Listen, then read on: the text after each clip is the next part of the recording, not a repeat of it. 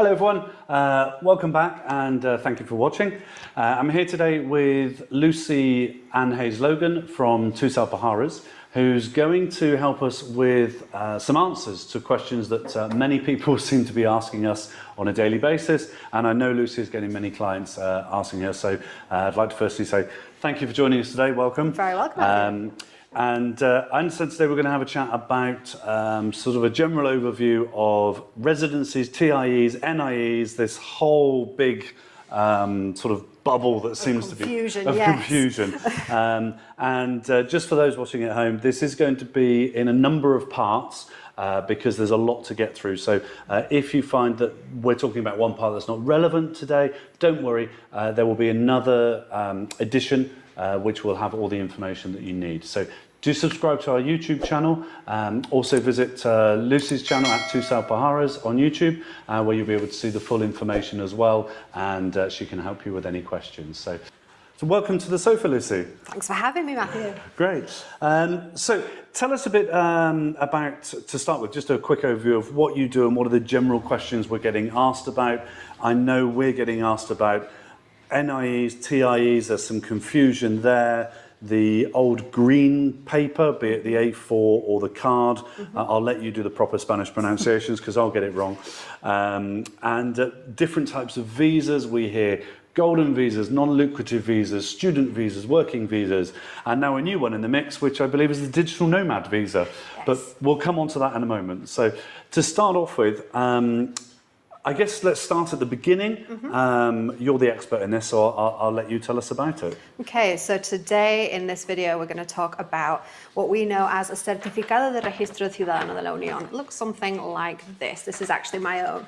And this is what we know as the green residency, sometimes misnamed as an NIE. Okay. The main problem we found with documents like this is they've been colloquially named a different form. Sure. It's quite interesting. Sometimes people come in and go, I think I've got residency. You go, oh no, you've got an NIE. Or sometimes I've got an NIE. No, actually you've got residency. Okay. Which always, if you're ever in doubt, please don't hesitate to send us a message and let us clarify what documents you actually have. Because this is going to help you obviously with any future applications. Knowing what you have is very, very important. Of course, yes. Especially for people who have this green piece of paper.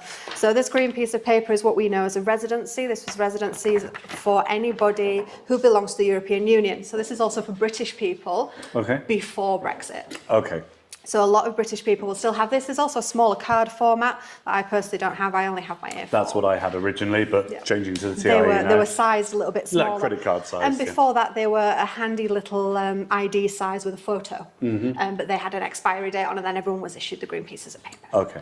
Which was my case. So obviously there is an importance about things that happened before Brexit and after Brexit, and also after Brexit, whether you are a member of the EU or a third country, which is everywhere else in the world, the other 200 or 260 countries in the world or something. One or two, yeah. Okay, so should we start with people who have this pre-Brexit? Yes. Yeah, okay. So if you have the certificate pre-Brexit, you're already a resident in Spain. Okay. And this is for UK, people from the UK. This is for people from the UK. This excludes anyone else from Europe? This excludes anyone else in Europe because their application is still the same. Yes. They still belong to Europe, so their application process, when they apply for residency, they will be issued either the green A4 piece of paper or the card. Okay. There's no difference between these two documents apart from the size, and the card was issued after a certain date just because they're a lot more comfortable to travel with. Okay.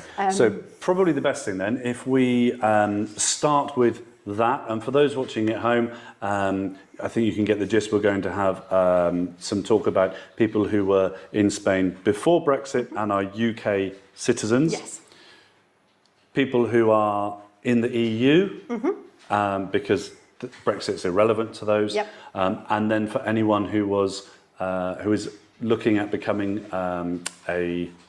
getting residency, after Brexit, and that includes the 260 odd other countries in the world, because that's all the same now. Yes. So we can cover all of those. So whichever episode is most relevant to you, do look on the YouTube channels and you'll be able to find the one most relevant to you from there. And in fact, multiple might be relevant, so it might be worth checking out more than one.